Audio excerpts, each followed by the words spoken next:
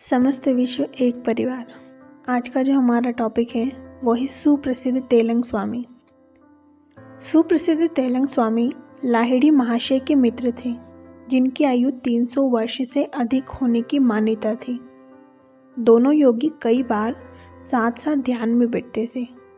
तेलंग स्वामी की ख्याति इतनी दूर तक फैली हुई थी कि शायद ही कोई हिंदू कभी उनके विस्मयकारी चमत्कारों की किसी कहानी पर संदेह करता।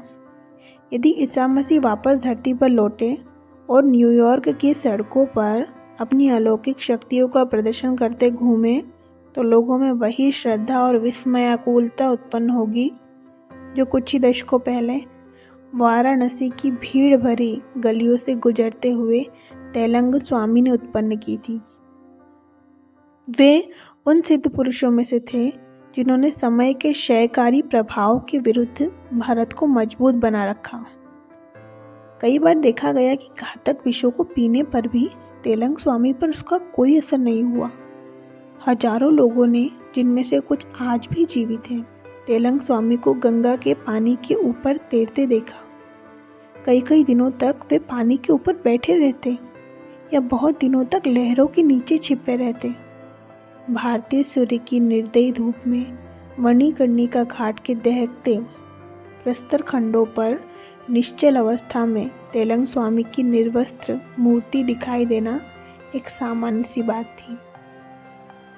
इन असाधारण कृतियों से तेलंग स्वामी को यह सीखना या सिखाना चाहते थे कि मानव जीवन का ऑक्सीजन या किन्हीं अन्य विशेष परिस्थितियों और सावधानियों पर निर्भर रहना आवश्यक नहीं है।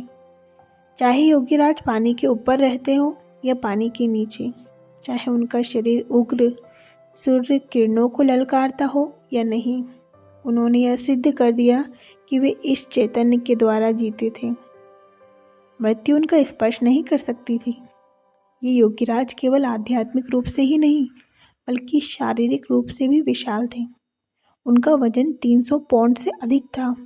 उनके जीवन के प्रत्येक वर्ष का एक पौंड रहस्यों और भी बढ़ जाता है, क्योंकि वे शायद ही कभी कुछ खाते थे। किंतु सिद्ध पुरुष तो सहज ही स्वास्थ्य के साधारण नियमों का जब चाहे किसी विशेष कारण के लिए उल्लंघन कर देता है। प्रायः यह कारण सूक्ष्म होता है, जो केवल उसी को ज्ञात होता है। जो महान संत विश्व माया के स्वप्न से जाग जाते हैं और इस सत्य को पहचान लेते हैं कि यह विश्व तो ईश्वर के मन की केवल एक कल्पना है, वे शरीर के साथ जो चाहे कर सकते हैं, क्योंकि उन्हें यह ज्ञान हो जाता है कि शरीर ऊर्जा का केवल एक ऐसा घनीभूत या संगठित रूप है जिसमें जैसा चाहे परिवर्तन किया जा सकता है। यूँ तो वैज्ञानिकों की समझ में भी यह बात अब आ गई है कि घन पदार्थ और कुछ न होकर केवल घन रूप ऊर्जा है, परंतु सिद्ध पुरुष पदार्थ जगत के नियंत्रण के मामले में केवल सैद्धांतिक ज्ञान को पार कर व्यवहारिक प्रयोग के क्षेत्र में उतर चुके हैं। तेलंग स्वामी हमेशा पूर्ण निर्वस्त्र रहते थे। वाराणसी की त्रस्त पुलिस उन्हें बौखलाने वाले शरारती बच्चे के समान मानने लगी थी। प्राकृतिक अवस्था में रहना उनके लिए सहजात था। ईडेन के गार्डन में रहने वाले प्रथम मानव आदम की भांति ही उन्हें भी अपनी नग्न अवस्था का भान नहीं था, परंतु पुलिस को पूरा भान था और उन्होंने उन्हें पकड़कर जेल में डाल दिया। इससे पुलिस ही मुश्किल में पड़ गई।